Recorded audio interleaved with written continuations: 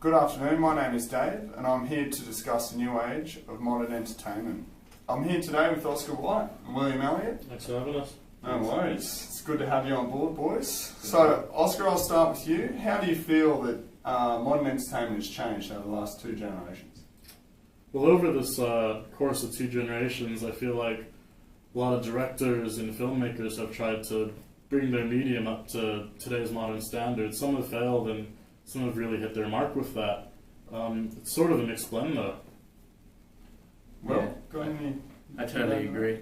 However, I've seen a lot of directors bring in old media to our new modern society, bringing in nostalgia for both the eldest of the family, and the young kids growing up seeing these cartoons and everything being made in the films. Sure, so do you think that in terms of the bottom line, do you think as a production company that's a good way to move forward by, for example, bringing in superheroes from the cartoons to life on the big screen? Oh yeah, I totally agree with that.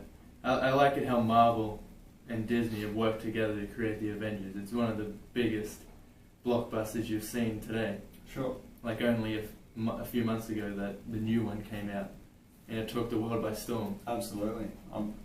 Smash the box office. Oh, yeah. Breaking records all over the place. Oscar, do you have any similar examples to that kind of media that's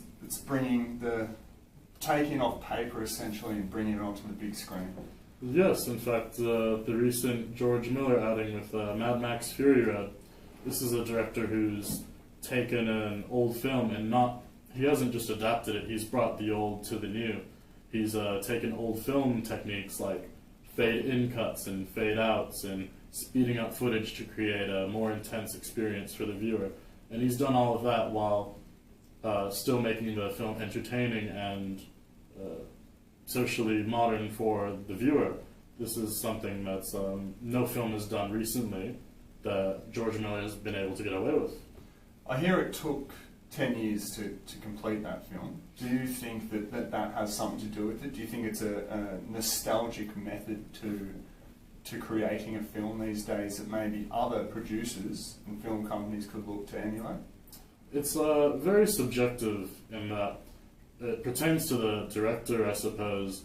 The film was in production for nearly 16 years just because of a lot of social issues such as terrorist attacks on America, prohibiting filming in locations that they could use.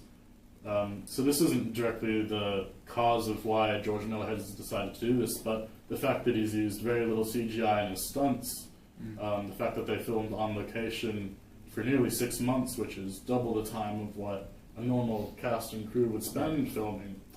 A lot of that just seems to be at the core of what George Miller is about and how he separates his animated films like Happy Feet and what he wants to bring visually to the screen with his real-life films. Sure. Yeah. And Will, do you think this is an advantage in today's modern media, or do you think, for example, a movie like The Avengers and movies such as that can be pushed out in a frame of 12 months as opposed to 16 years, do you think it's more authentic what George Miller does with his movies? Oh yeah, for sure. And the thing I really liked about Mad Max was the two basic colours you would see throughout the whole film was orange and blue. Two colours that stand out in any spectrum. Sure. It was the desert scene surrounded by the blue skies, or the blue skies with the horizon of the desert. It just creates an atmosphere where it sort of brings you in to focus more on the characters, but at the same time you're just seeing the scenery. It's an interesting take that you make with that, where you say the colours are the things that draw you in, whereas a lot of the time, because particularly in that movie, you can see that the actors, they're not huge stars. They've got two headline actors, but then you look at movies like The Avengers and it's a cast that's full of Hollywood's A-list. So do you think, Oscar, that in a movie such as Mad Max that adds to the appeal for people who might not be familiar with the films to actually go and watch it, to see if these sort of no-name actors can come to the fore? Yeah, of course, and with a film like Mad Max that has such little dialogue in it, Yeah. for the characters to be the shining point of the film is just an achievement in itself, and these no-name actors who are able to be a part of an experience that George Miller is willing to put together over the 16 years. it's a great privilege, and it can just really showcase new talent coming into the scene. Yeah. Oh, it's good. Yeah. Yeah, it's a good way to look at it, because a lot of the times those big movies, the big actors, they can sometimes flop a little, and you can see there's other movies. For example, Green Street Hooligans is one which gained a lot of notoriety It was for huge. right and wrong reasons, but no-name actors, and Charlie Hunnam, who was the lead actor in that, he's now gone on to bigger and better things. And so, Will, do you think that a lot more movies sort of... Mad Max is a very particular example because of the scene that it's set. Do you think a lot more movies will start to sort of work in that way and take a lot more time to really perfect those small things? Honestly, I think no. I really wish they would.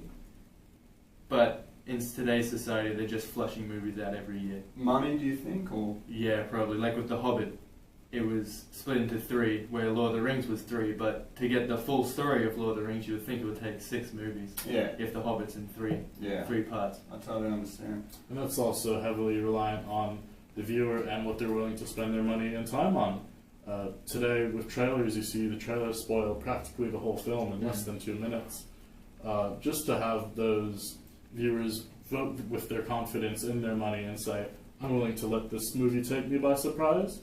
And if I like a film such as Mad Max that's going to use practical effects, vote with your wallets, people. It's a consumer industry. Yeah. Absolutely, I couldn't agree more. Look, gentlemen, thank you very much for coming along today and having a chat to us about that. Thanks for having us. I'm sure you're gonna sway a lot of opinion out there. Hope so. Once again, signing off. You can obviously edit this